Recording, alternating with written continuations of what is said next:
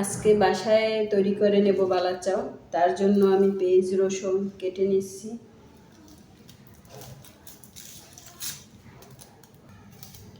কয়েকবার এটা বানাইছি, কখনো আপনাদের সাথে শেয়ার করা হয় না, তো আজকে শেয়ার করে দিলাম আপনাদের সাথে। এই বালা চাটা খেতে অনেক মজা। আমার ভিডিওগুলো যদি আপনাদের ভালো লেগে থাকে তাহলে ফলো দিয়ে লাইক দিয়ে আমার পাশে থাকবেন, আর যারা ইউটিউব থেকে দেখছেন তারা সাবস্ক্রাইব করে আমার পাশে থাকবেন। এই শুটকির মধ্যে অনেক ময়লাও থাকে, আমি সেগুলো তুলে ঝেড়ে ময়লাগুলো বাইছে নিচ্ছি। অনেক কুসুম গরম পানির মধ্যে ভিজিয়ে রাখছি 10 মিনিট।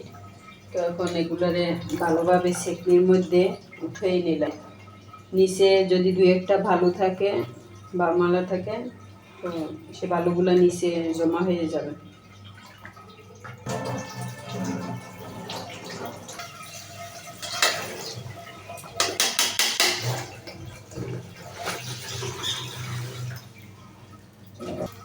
এরকম 2-3 বার ধুয়ে নিলাম।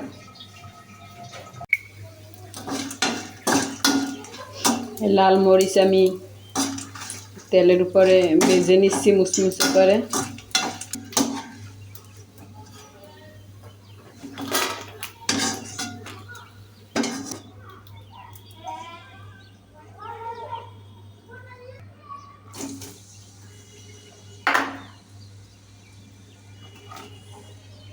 পেস্টটাকে আমি অল্প জালে অল্প পাউডার দিয়ে ভেজে নিব।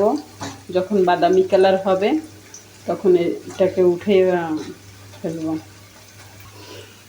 এটা ভাজতে সময় লাগে, বেশিও লাল করা যাবে না, বেশি লাল করলে ভালো লাগবে না খেতে। এই যে আমার পেস্টটা কিন্তু বাদামি কালার হয়ে আসছে, এখন আমি উঠিয়ে ফেলবো।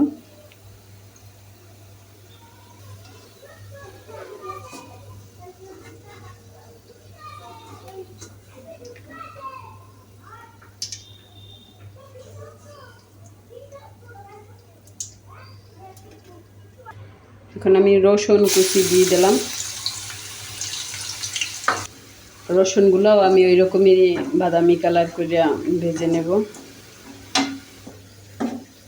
রসুনটা কিন্তু বাদামি কালার হয়েছে, এখন আমি এটারে উঠে ফেলাই।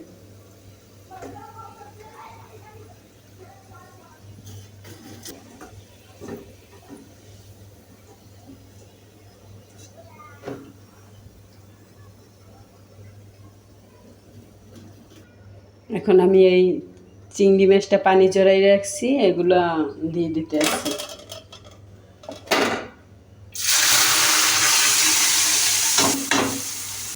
মরিচগুলো আমি হাত দিয়ে গুঁড়ো করে নিচ্ছি।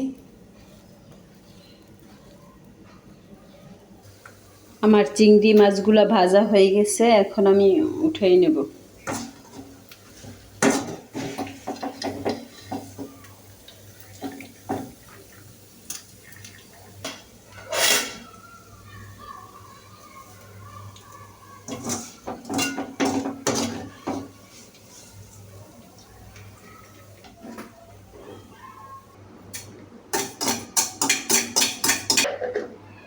একটু মরিচের গুঁড়া দিয়ে দিলাম।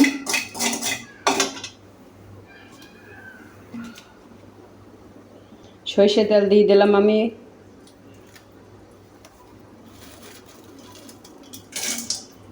পেঁয়াজ রসুন, এই যে ভেজে রাখা চিংড়ি মাছ, মরিচ,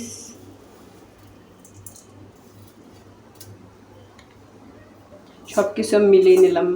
পেঁয়াজ রসুন মরিচ, তারপর লবণ, চিংড়ি মাছ একসঙ্গে মিলিয়ে এই যে আমি ভালো করে এগুলো একসঙ্গে মিশিয়ে নিয়েছি। তৈরি হয়ে গেল আমার বালা চাউ। কাঁচের ডিব্বায় আমি এবার ভরে রাখলাম। কাঁচামরিচ, তারপর ধনিয়া পাতা, পেঁয়াজ কুচাইয়া মেখেও খাওয়া যাবে, আবার এভাবেও খাওয়া যাবে।